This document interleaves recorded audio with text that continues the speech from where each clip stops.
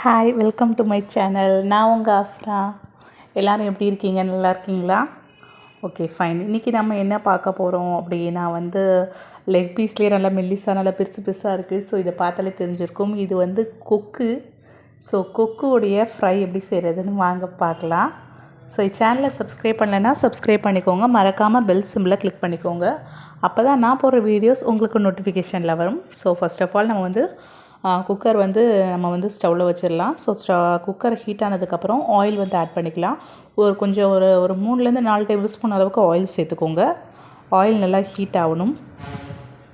So வீடியோவை skip பண்ணாமல் பாருங்கள். ஸோ என் சேனலுக்கு தொடர்ந்து ஆதரவு கொடுத்து வர எல்லாருக்குமே ரொம்ப தேங்க்யூ சொல்லிக்கிறேன். ஸோ இப்போ ஆயில் நல்லா ஹீட்டாக எடுத்து இப்போ இதில் நம்ம எப்பவும் போல் காஞ்ச மிளகாய் வர மிளகாய் இருக்குல்ல, ஒரு 10 மிளகாவை நல்லா லேசாக வறுத்து எடுத்துக்கலாம். ஸோ கலர் சேஞ்ச் ஆனால் ஜஸ்ட் அப்படியே லேசாக அப்படியே பொங்கி வரும் பாருங்கள், அந்த மாதிரி ஸ்டேஜில் எடுத்துடலாம். அதுக்கடுத்து அதுக்கப்புறம் நம்ம வெங்காயம் ஆட் பண்ணிக்கலாம். ஒரு நல்ல பெரிய வெங்காயம் எடுத்துக்கோங்க. ஸோ அது நம்ம சேர்த்துக்கலாம். வெங்காயம் சேர்த்து அதை நல்லா கிளறி விட்டுருங்க. வெங்காயம் லைட்டு கலரில் வரணும். அதாவது லைட்டு அப்படியே கண்ணாடி மாதிரி இருக்கும்ல, ஸோ அந்த மாதிரி ரொம்ப நேரம் வேகணும்லாம் அவசியம் இல்லை. ஜஸ்ட்டு நம்ம ஆல்ரெடி குக்கரில் வைக்க போகிறது, ஆல்ரெடி சீக்கிரம் வெந்துடும், அதனால தான். ஸோ இது நல்லா வேகட்டும்.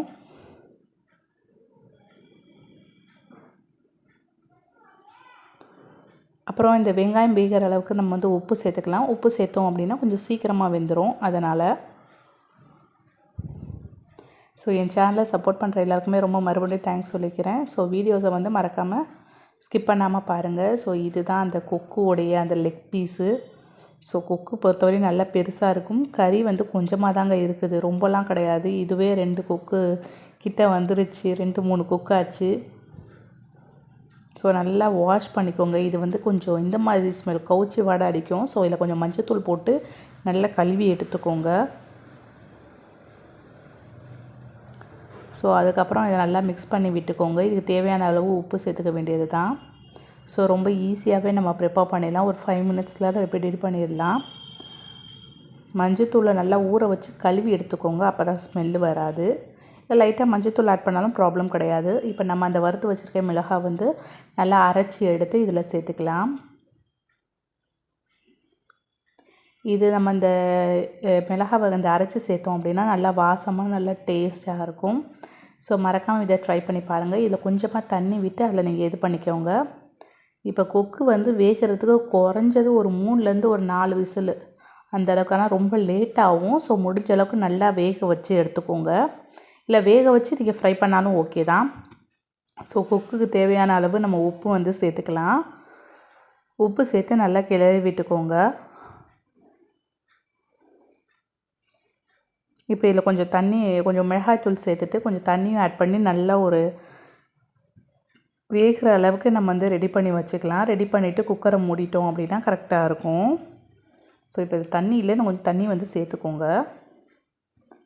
மோஸ்ட்லி கொக்கு அதிகமாக யாரும் சாப்பிட மாட்டாங்க, ஏன்னா கிடைக்காது மோஸ்ட்லி அது. அதனால தான் இந்த பாருங்கள், நான் நல்லா வேக வச்சு எடுத்துக்கிட்டேன். நல்லா வெந்துருச்சு, ஆனால் தண்ணியாக இருக்குது. இது கொஞ்சம் நல்லா தண்ணி வற்றி நல்லா சுருண்டு வரணும். நல்லா ஆயிலியாக நல்லாயிருக்கும், நல்லா டேஸ்ட்டாக நல்லா ரெட் கலரில் சாப்பிடவே செம்மையாக இருக்கும். ஸோ இது வெந்தோடனே இந்த குச்சிலாம் நல்லா ஷார்ப்பாயிரும். ஸோ பாருங்கள், இன்னும் கொஞ்சம் வற்றுனதுக்கப்புறம் நான் இதை ஒரு பிளேட்டில் ட்ரான்ஸ்ஃபர் பண்ணி காட்டுறேன், எப்படி இருக்குது சொல்லி பாருங்கள். ஸோ உங்கள் வீட்டில் நீங்கள் கொக்கு வாங்கினீங்கன்னா இந்த மாதிரி ட்ரை பண்ணுங்கள்.